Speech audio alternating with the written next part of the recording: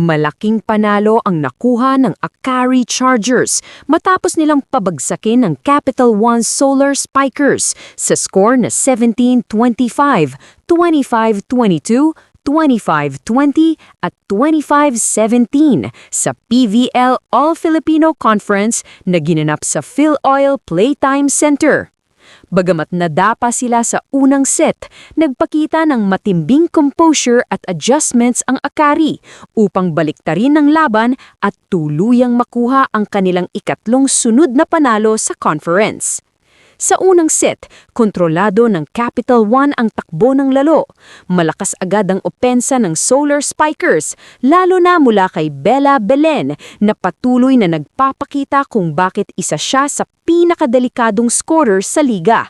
Dahil sa agresibong atake at mas mabilis na tempo ng Capital One, nakuha nila ang opening set sa score na 25-17. Pero dito nagsimulang magbago ang momentum ng laban. Pagsapit ng second set, nag-adjust na ang Akari. Mas naging organisado ang kanilang depensa at mas naging maingat ang kanilang shot selection sa opensa. Dito na rin nagsimulang mag-init ang kanilang pangunahing scorer na si Ivy Lacsina, na kalaunan ay nagtapos bilang top scorer ng team na may 19 points. Malaki rin ang naging ambag ng bench player na si Chenny Tagaod na nagbigay ng 12 points. Ang kanyang clutch hits sa gitna ng laban ang tumulong upang makuha ng Akari ang second set, 25-22, at tuluyang mabuhay ang kanilang momentum. Isa sa mga pinakakapansin-pansing eksena sa laban ay mula sa setter ng Akari na si Mars Alba.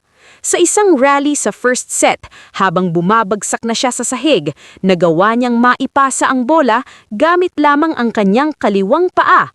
Ang bola ay tumawid pa sa net at nagresulta sa puntos para sa Akari, isang bihirang volleyball play na talagang nagpasigla sa crowd. Pagsapit ng third set, mas malinaw na ang kontrol ng Akari sa laro. Mas gumanda ang kanilang floor defense at dito pumasok ang malaking kontribusyon ng kanilang libero na si Justine Hazareno. Si Hazareno ang itinanghal na best player of the game matapos magtala ng 17 excellent digs. Paulit-ulit niyang nabubuhay ang bola laban sa malalakas na atake ng Capital One, lalo na mula kay Bella Belen. Dahil sa kanyang depensa, mas nagkaroon ng pagkakataon ng Akari na makapag-transition offense. Sa kabilang panig naman, kahit na nagtapos si Bella Belen na may 24 points, hindi sapat ang kanyang produksyon upang dalhin ang buong team.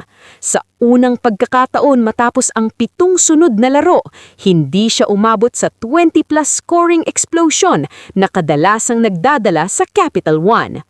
Bukod dito, kulang din siya sa suporta mula sa kanyang teammates. Si Sydney Niegos, na nagkaroon ng career game sa kanilang nakaraang laban, ay nalilimitahan lamang sa 8 points, habang si Shaya Adorador ay may 9 points.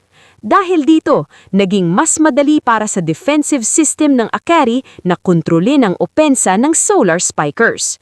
Malaki rin ang papel ng adjustments ni head coach Tina Salak. Ang kanilang defensive structure na may kombinasyon ng maayos na floor coverage at tamang blocking patterns ay epektibong nakapagpabagal sa offensive rhythm ng Capital One. Sa fourth set, nagtangkang bumalik ang Solar Spikers. Nakakuha pa sila ng maagang 5-2 lead na nagbigay ng pag-asa na posibleng umabot sa 5 sets ang laban. Pero hindi nagpapresyo lang Akari. Dito muling umangat ang veteranang si Gretchel Sultones na nagpasimula ng momentum shift matapos makascore ng 3 sunod-sunod na puntos upang maagaw ang lamang 6-5. Mula doon, tuloy-tuloy nang bumuo ng separation ng Chargers hanggang sa makakuha sila ng 16-12 lead. Nagkaroon pa ng sandaling tensyon nang makabawi ang Capital One at makalapit sa 1 puntos matapos ng 3 sunod-sunod na hits. Ngulit isang crucial timeout mula sa Akari ang pumigil sa momentum ng Solar Spikers at kay Belen na nagsisilbing server sa pagkakataong iyon. Pagbalik sa court, agad nang sumagot ang Chargers ng 4-0 run na tuluyang nagpalayo sa score na 23-16. Sa huli, isang back row attack error ni Belen ang tuluyang nagbigay ng panalo sa Akari at nagtapos ang laban sa 25-17. Sa panalong ito, umangat ang Akari sa ikatlong sunod na panalo matapos magsimula sa tatlong sunod-sunod na talo. Malaking turnaround para sa kanilang kampanya sa conference. Mas mahalaga pa rito, nakaakyat sila sa joint fourth place kasama ang Choco Mucho na nagpapalakas ng kanilang tsansa na makapasok sa qualifying round, kung saan ang top 4 teams ay diretsong uusad. Para sa Akari, malinaw na nagsisimula ng mag-click ang kanilang team chemistry mula sa opensa ni Laksina, sa energy mula sa bench tulad ni Tagaod, hanggang sa matibay na depensa na pinamumunuan ni Hazareno.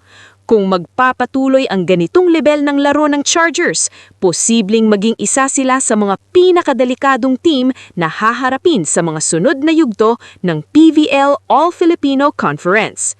Samantala, para sa Capital One, malinaw ang isang malaking hamon. Kailangan nilang makahanap ng mas consistent na suporta para kay Bella Belen kung nais nilang makabalik agad sa winning track sa kanilang sunod na laban. Lams, I know you miss me. I miss you. Lams, I know you miss me. Kiss mo ah. Hindi mo naman sinabing may kadate ka. Hindi mo man lang pinakilala sa amin ni Tita Dors. Pasensya na, hindi din kami magkaintindihan. Ang sarap. Yummy! Oh, hi kayo dyan. Hi kayo sa vlog ko. Hi vlog. Hi vlog. Yummy. Grabe yung pang-weights nyo, oh. Grabe, oh. Wow! Grabe, oh. Grabe yung pang-weights nyo, yun, oh. Ito na kaya to. Buti pa talaga ako ni Tita. Yung ibads mo na, hindi pa natanggal. Ay! Ay! Ay! Ay! Stop! Bash Manila. Thank you, Bash Manila. Baka naman. Ishi, ipipit. Ganda pala to. Laro na to. Laro na to. Stop! Ano ba problema mo? Sinupit-sapit ka pa. Paano ang warm up? Nag-warm up na ako kanina. Oh, sipag. Ano mo, bro? Bro? Ano, may pops yan? Oh. Bawis na ako kanina. Ano chismis? Ano chismis sa inyo? Chismusa. Ha? Ang chismis daw, anong chismis sa Ilonggo? Ano? Gossip. Yung isa, other term. Other term? Other term. Ay, data gathering. Papasipag naman! Ano, nilalagnat yan, no? May sakit nga, may sakit. Grabe talaga siya. Woo! Nagahanda. At nagkita na naman kami. Ayoko, may aso kong dala. Ayoko niyan! Bitawan mo! Ako nagbibidyoan kasi ako ikli ng buhok ko. Okay lang para makita ka nila una-ong. Ayoko! Hindi. Na po niya ako. Hindi nga yan labag sa loob. Buong buo yan. O, diba? Favorite mo yan eh. Uy! Hoy! Love you, auntie! Pasok ka na sa Star Magic! Pang baby. Pang baby yung ano, yung sa kamay.